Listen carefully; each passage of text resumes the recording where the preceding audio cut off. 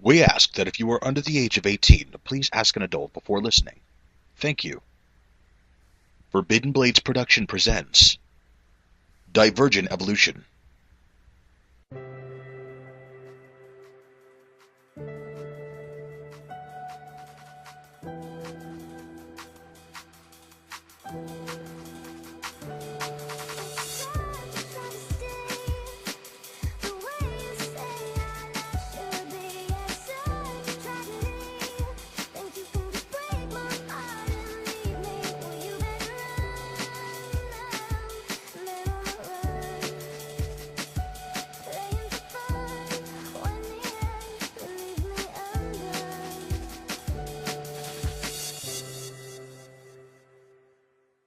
Chapter 1. Awaken.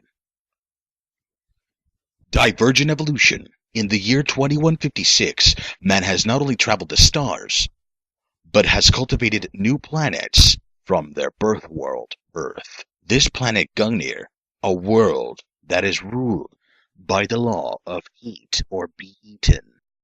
Government has a very small role to play on the planet. The true rulers are the companies, and whoever is on top rules everything on the bottom. Our true story begins at a medical facility known as Siglock, where a man has cheated his maker and has created 6 of the deadliest beings that history has ever known.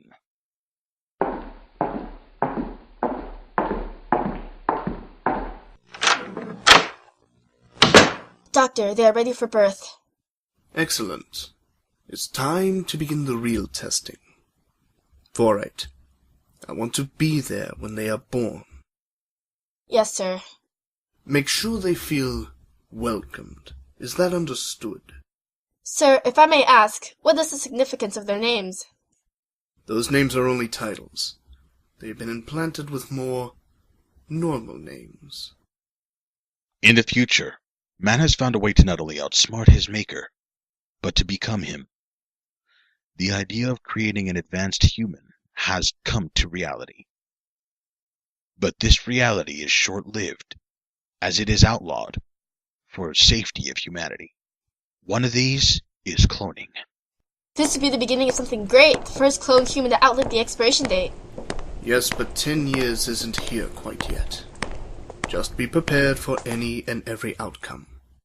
As we spoke, we walked into a black room. The room had 2 windows looking into 2 white rooms, with doors that led into them.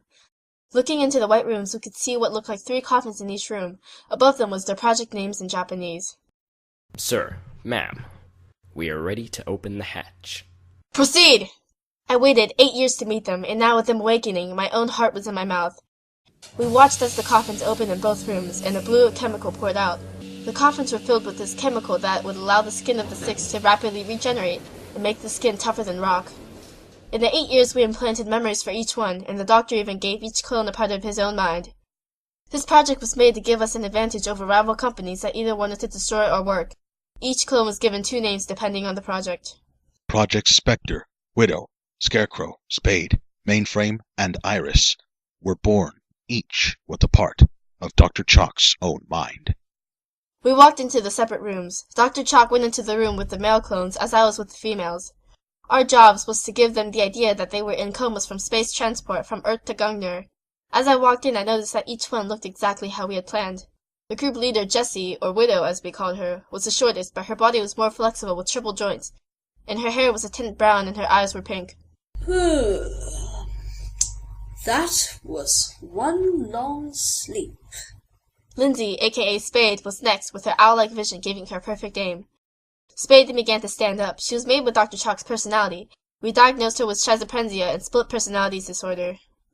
Where the fuck are we? This isn't the transfer station. Where am I?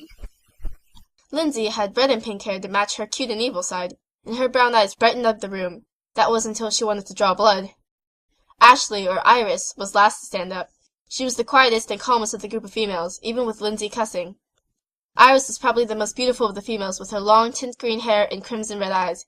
Each one was implanted with different looks and personalities.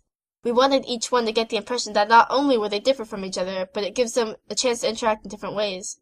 Excuse me, did we make it from Earth? Ladies, please, get dressed and follow me into the next room. I know you're confused, but everything will explain soon. When the three were finally dressed, I led them into a cafeteria, with food and drinks. The three males had already made it into the room.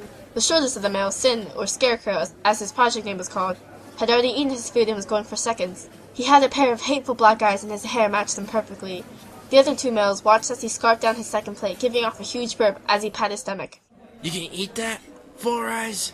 As he finished, the other two males finished their plates as well and sat there watching as Sin made a disgusting fool out of himself. Sean, or Spectre, was sitting to the left and Marcus, aka Mainframe, to the right. Sean was the tallest in the group. I hadn't noticed till that moment that he was wearing glasses.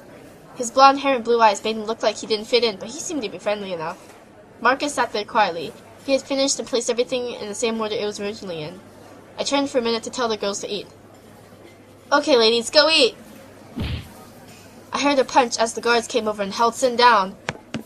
What happened? The small one just stood up and punched the taller one in the face. Call my eating ugly again, and I'll make sure you don't see the light of day. That's enough! Scarecrow, why did you punch him? He called my eating ugly. Well, if you'd stop stuffing your face like a pig. Oh, so I'm a pig now, huh? Okay, you two, break it up and sit down. Marcus sat next to Sean to help him up. He didn't say anything, and he just giggled a bit. Marcus was the more intelligent one in the group, and he knew that both sides were in the wrong. He was about 5'10" with abnormal silver hair, and his green eyes looked at Spectre, then looked at Scarecrow, then laughed. That wasn't very nice on either of your parts. I say you both apologize. We're looking like immature fools in front of our lady friends. I looked behind me, noticing that Widow stood with her arms crossed, with an angered look. Fate stood there with Iris hiding behind her.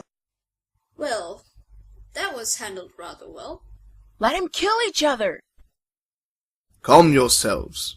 You look like cavemen. I saw Dr. Chalk stand up with a bit of annoyance in his tone. To him, they were bratty children. Who the hell are you? My, what a mouth you have, Lindsay. Yes, of course. Where are my manners? I am Maker. Maker? Maker. Yes. My name is Maker. This was a Forbidden Blade production, created by Kyle Evans, John Welch, and Stephen Hallberg. Story by Stephen Hallberg. Directed by John Welch. Edited by TB. Music by Anatus, Man on the Run. Voices provided by Shun for the role of Widow, Aisu for the role of Iris, Kyoko for the role of Spade, Fate Walker for the role of Mainframe, Sin Yoshimoga for the role of Scarecrow, Kyle Evans for the role of Spectre, Jasmine for the role of Fowright, Michael Baer for the role of Dr. David Chalk. Narration by Fate Walker.